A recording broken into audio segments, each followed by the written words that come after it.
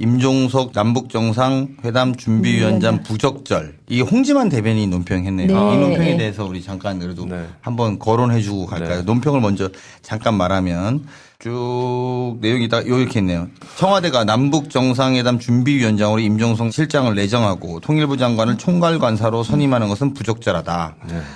는 점을 지적하지 않을 수 없다. 남북 정상회담은 전적으로 아니 그런데 자유한국당은 nothing but 임종석인가 봐요. 그러니까 뭐 임종석만 아니면 된다는 식의. 근데 사실 그만한 적격자가 없거든요. 최적격자예요. 왜냐하면 그 16, 17대 국회의원 하실 때 그때 외통위에서 6년을 했어요. 그 임종석 실장이. 그리고 남북 경제협력 관련 그런 재단의 부회장을 했고요. 그다음에 2007년에 개성공단 지원법 그것을 주도적으로 발의를 해서 아주 핵심적인 역할을 했고 뭐 어쨌든 대학교 때부터 그 남북 관계에 있어서는 그 자타가 공인하는 그런 최고 전문가거든요. 그리고 무엇보다도 북한이 임종석 실장을 우호적으로 생각을 하고 있죠. 그다음에 이제 여러 부처랑 기관을 통괄해야 된단 말이에요. 뭐 통일부, 외교부, 국방부, 국무조정실 등등을 총괄해야 되는 그런 인물로는 청와대 비서실장이 적격이죠. 그렇죠. 예. 그런데 거긴 요즘 뭐 이렇게 논평 낼 것 없고 그러니까 제가 지금 말씀하면서 이거 이야기해 보자고 해서 제가 막 읽어보다가 왜 이렇지 이렇게 보니까 세 건이 있는데 장제원 수석 대변인, 홍지만 대변인, 자유한국당의 입장문이 이렇게 생겼는데 셋 다 내용이 별 내용이 없어. 예. 아무 말 대잔치 그냥 아닙니까? 아니 임종석이라서 안 된다. 그냥 그 남자야. 별 내용이 없어. 그리고 이제 뭐 예를 들면 굉장히 점잖게 나왔는데 이게 약간 트럼프랑 만난다라는 것 자체에 약간 쇼크를 먹고 약간 되게 내용이 굉장히 격하지 않아요. 되게 이렇게 하면 안 된다. 뭐 늘 이거보단 더 했으니까 별로 코멘트. 저는 이 정상회담 관련해서 아베 총리가 그 얘기 있잖아요. 자기네들 북한에 납치된 사람들 느닷없는 납북된 일본인들 이야기 좀 해달라고 그랬잖아요. 이제 아무것도 할 수 있는 게 없어졌어요. 그렇죠. 자기가 직접 말도 못 걸게 돼 있고 그렇죠. 심지어 나가서 북일 정상회담도 만들어 달라고 요청한 상황이잖아요. 지금. 그렇죠. 그 아베와 우리 홍준표 대표가 코리안 패싱, 문재인 패싱을 제일 얼마 전까지도 주도하고 주장했던 분인데 이제는 와서 우리나라 사람 저기 납치된 사람들 좀 구해 주세요. 그리고 이야기하고. 우리 30억 원 내서 핵사찰 받는 비용 좀 분담을 할 테니까 우리도 좀 껴줘. 근데 30억 원 그거 우리 뭐 남북 경협기 어쨌든 우리도 충분히 할 수 있어요. 뭐 국민 모금을 해서도 할 수 있고. 근데 겨우 일본 그 어떤 경제 규모를 생각할 때 30억 원 내고 껴들어오겠다. 저는 그냥 아베를 보면요. 그 아베가 뭐 국가 정상이니까 그렇게까지 폄하하면 안 되지만 요즘 되게 꽃입니다. 꽃이고요. 그래서 제가 모 방송에서 아베 점점이라고 이렇게 방송을 한번 했다가 아주 출연 정지 먹을 뻔했는데. 왜 점점이 뭐가 문제인가요? 점점이 그런 게 있었습니다. 팟캐스트였는데요. 제가 아베 녀석이라고 한번 했다가. 네, 아베 총리님이라고 부르고 싶습니다. 근데 좀 이제 좀 잘했으면 좋겠습니다. 예. 팟캐스트도 하고 출연 정리보도 아니죠. 그러니까 내부적으로 이런 과격. 아베 총리가 멘붕입니다. 네. 아무튼 그리고 본인의 그 국내 스캔들과 맞물려서 그렇죠. 사학비리. 네, 더 정신이 없는 것 같아요. 누구랑 닮은 것 같습니다. 지금 내려가실 때 된 거 아니에요? 그러니까 내려가실 때 됐어. 갑자기 이렇게 폭망하셨어요. 큰 변화가 한번 올 거라고 봅니다. 제가 오늘 사실 10시 반에 국회의장과 교섭단체 대표들의 회동에서 배석을 했는데요. 분위기가 어떻습니까? 네, 김성태 대표는 별 의지가 전혀 없습니다. 잘 모르시는 것 같던데요. 개헌에 대해서 국민들이 바라봤을 때. 제가 볼 때 진짜 모르는 것 내가 이렇게 비웃고 싶진 않은데 의지가 별로 전 없다고 느껴지는 것 같아요. 그래서 사실은 이제는 뭐 정면으로 본인들이 말한 거를 다 뒤집고 나오는 상황인데 제가 이 부분에 대해서 기억을 하나씩 우리가 되살려드리겠습니다. 지난해 4월 1년이 좀 안 됐던 시점인데요. 홍준표 자유한국당 대선 후보는 국회 헌정특위에 제출한 의견서에 서명을 했습니다. 그 의견서에 이렇게 써 있습니다. 내년 지방선거 때 개헌 국민투표를 동시에 시행하겠다. 이렇게 한 걸 서명을 해서 국회 헌정특위에 제출을 했습니다. 5월 4일 날은 그거보다 더 나아가서 개헌은 내년 지방선거 즈음으로 하고 필요하다면 정부도 개헌 발의안을 만들어서 국민투표에 부의할 것이다 이렇게 이야기했습니다. 다 얘기했네요 그러면. 그리고 뒤에 이어서 5월 8일 날 개헌 연대에 제출한 답변서를 통해서 2018년 지방선거 때 국민투표를 붙이겠다고 혼장담을 했다 이것입니다. 자, 김성태 원내대표도 한번 말씀을 좀 되짚어서 해드리겠습니다. 지난해 9월, 요 100개월 되지 않았습니다. 네, 네. 대정부 질문 자리에서 김성태 원내대표는 이낙연 총리에게 네. 2018년 지방선거 때 개헌 4년 중임 분권형 대통령제 문재인 대통령 개헌 공약 지켜지는가? 그러면서 지켜라까지 했어. 지켜지는가? 안 지켜라 이게 아니라 지켜지는가? 지켜라 이렇게 이야기했습니다. 그래서 이렇게 본인이 대정부 질의 우리 저기 청취자분들 중에 지난해 9월에 있는 대정부 질의에 이 영상이 있으면 캡처해가지고 좀 올려주세요. 좀 돌려서 본인이 말한 것만 이렇게 따가지고 좀 돌려주시면 이낙연 총리가 답변하는 것까지. 짤을 만들어서 많이 네, 짤을 써야 좀 될 돌려주세요. 것 이건 같아요. 정말 그래서 이렇게 지방선거 개헌 시기를 못 박은 것이 다른 분이 아니라 우리 자유한국당이고 이것도 그런 자료가 다 남아있을 때 이걸 왜 부인하는지 이야기가 좀 어렵습니다. 한 말씀 좀 더 드리면 문재인 대통령에 대해서 우리 김성태 대표는 관제개헌. 네, 그 얘기하죠. 관제개헌이라고 이야기하는데. 지네가 맨날 관제 데모하고 그랬잖아요. 그러니까 관제 익숙하니까 이거. 맞습니다. 그 제가 하나만 말하면 2016년 9월 김성태 의원이 또 대정부 질의 국회 속기론에 나와 있는 걸 제가 읽어드리겠습니다. 이건 2016년 9월입니다. 30년 전 헌법 체계로는 담아낼 수 없다. 헌법 제128조 1항 대통령의 헌법 개정 발의권이 명시되어 있고 여야 정치권에만 의지해서도 안 되니 정부가 나서야 한다. 이렇게 주장했습니다.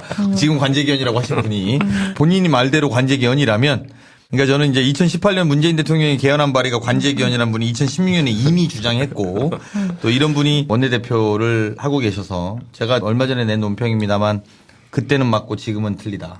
이 영화처럼 계속 반복되고 있는 모습입니다. 근데 김성태 원내대표는 그냥 가만히 계셨으면 그냥 비난이라도 안 받았을 텐데 그러니까요. 주장하고 배치된 얘기를 하니까 좀 그런 것 같습니다. 이 개헌안이 저희가 아마 알기로는 20일부터인가요? 내일부터 3일간에 걸쳐서 대통령이 공개합니다. 네, 열람하죠. 네, 열람을 해서 공개를 합니다. 그래서 내일이 전문과 기본권에 관련된 거, 뭐 그리고 그다음에 지방분권과 뭐 이렇게 순서대로 3일 내로 공개를 하거든요. 사실 이 공개된 내용을 대통령이 공개를 하고 나면 저는 지지자분들이 많이 퍼나르고 열심히 알릴 필요, 홍보가 굉장히 중요해 보입니다. 그렇죠. 그리고 사실은 이 개헌안에 따라서 나라가 어떻게 변하는지 국가가 어떻게 변하는지도 빨리 우리가 찾아봐서 그렇죠. 알려드리는 게 되게 중요하다. 왜냐하면 지금 이거는 이제 제가 뭐 출처를 밝힐 수 없는 여론조사, 당의 여론조사에 따르면 네.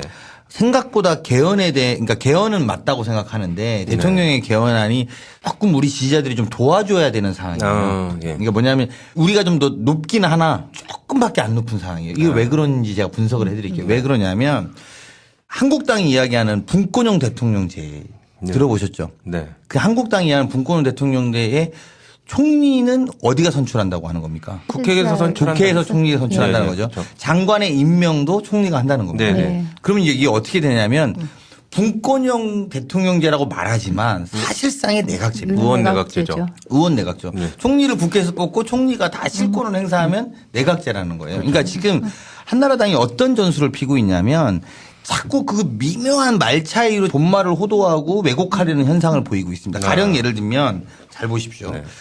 6월에 개헌을 하자라고 한 것은 네. 6월 개헌 발의로 바꿨어요. 그래서 9월에 끝내자. 그래서 사실 그 9월에 끝내는 거거든요. 내용은. 그러니까 유언에 개헌하자고 자꾸 밀고 가니까 유언 개헌 발의하자. 그러면 이렇게 바꿨어요. 그래서 약간 튜닝합니다. 자, 분권형 대통령이자 총리의 기능을 가장 처음에는 책임총리 이야기합니다. 그 책임총리가 뭐냐 이랬더니 총리를 국회에서 뽑는다.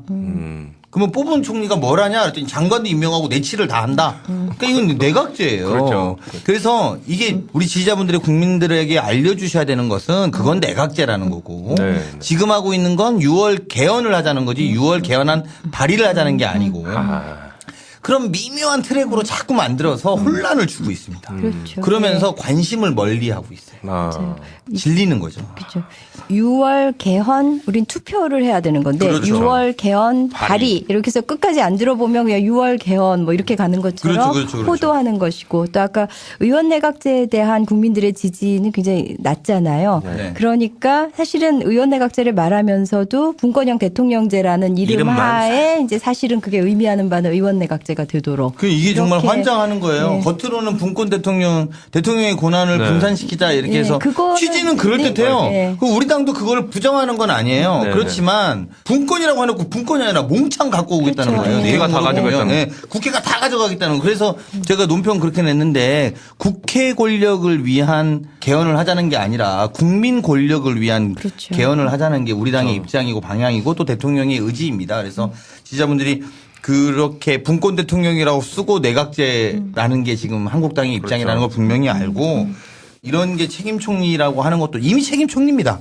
이낙연 총리만큼 그만큼만 하면 예, 책임지고 다 합니다 그렇죠, 지금. 그렇죠. 그 근데 이거 황교안은 대독 총리였잖아요. 근데 여기 아니 이게 지금 총리의 수준이 완전히 클래스가 다른데 그렇죠. 저는 차이나는 이제 클래스. 네, 이거를 책임 총리라고 현재도 책임 총리니까요. 그렇죠. 그런 거 걱정하지 마시고 본질을 좀 잘 봐주셨으면 좋겠다 이런 말씀. 전 옛날에 그 대정부 질문이 되게 지겨웠거든요. 거기 앉아 있으려면. 그런데 요즘에는 너무 즐거워요. 이낙연 총리가 주로 나오셔서 네. 촌철살인으로 아주 그렇죠. 현명한 우문 현답하시는 그 장면들을 보는 게 너무 통쾌해가지고 저는 그렇죠. 대정부 질문이 기다려지더라고요. 짤로 요즘에. 막 돌아다닙니다. 뭐 네. 이낙연 우리 총리. 연희 이낙연 총리님 충분히 할 수 있어요. 뭐 국민 모금을 해서도 할 수 그렇죠. 있고. 근데 겨우 일본 그 어떤 경제 규모를 생각할 때 30억 원 내고 껴들어오겠다. 낼라 저는 그냥 아베를 보면요. 그 아베가 뭐 국가 정상이니까 그렇게까지 폄하하면 안 되지만 요즘 되게 꽃입니다. 꽃이고요. 그래서 제가 어디 모 방송에서 아베 점점이라고 이렇게 방송을 한번 했다가 아주 출연 정지 먹을 뻔했는데 왜 점점이 뭐가 문제입니까? 점점이 그런 게 있었습니다. 팟캐스트였는데요. 제가 아베 녀석이라고 한번 했다가 네 아베 총리님이라고 부르고 싶습니다. 근데 좀 이제 좀 잘했으면 좋겠습니다. 예. 아, 팟캐스트도 하고 출연 정리보도. 아니죠. 그러니까 내부적으로 이런 과학 아베 총리가 멘붕입니다. 네. 아무튼 그리고 본인의 그 국내 스캔들과 맞물려서 그렇죠. 사학 비리. 네, 더 정신이 없는 것 같아요. 누구랑 닮은 것 같습니다. 지금 내려가실 때 된 거 아니에요? 그러니까 내려가실 때 됐어. 근데 곧 갑자기 내려가실 이렇게 폭망을- 가능성이 임종석 남북 정상회담 준비위원장 부적절. 이 홍지만 대변인이 논평했네요. 네. 이 논평에 네. 대해서 우리 잠깐 그래도 네. 한번 거론해주고 갈까요? 네. 논평을 먼저 잠깐 말하면 쭉 내용이 딱 이렇게 있네요. 청와대가 남북 정상회담 준비위원장으로 임종석 실장을 내정하고 통일부 장관을 총괄관사로 선임하는 것은 부적절하다. 는 점을 지적하지 않을 수 없다. 남북 정상회담은 전적으로 아니 그런데 자유한국당은 nothing but 임종석인가 봐요. 그러니까 뭐 임종석만 아니면 된다는 식의. 근데 사실 그만한 적격자가 없거든요. 최적격자 왜냐하면 그 16, 17 때 국회의원 하실 때 네. 그때 외통위에서 6년을 했어요. 그 임종석 실장이. 그리고 남북 경제협력 관련 그런 재단의 부회장을 했고요. 그다음에 2007년에 개성공단 지원법 그것을 주도적으로 발의를 굉장히 점잖게 나왔는데 이게 약간 트럼프랑 만난다라는 것 자체에 약간 쇼크를 먹고 약간 되게 내용이 굉장히 격하지 않아요. 되게 이렇게 하면 안 된다. 뭐 늘 이거보단 더 했으니까 별로 코멘트 저는 이 정상회담 관련해서 아베 총리가 그 얘기 있잖아요. 자기네들 북한에 납치된 사람들 느닷없는 납북된 일본인들 이야기 좀 해달라고 그랬잖아요.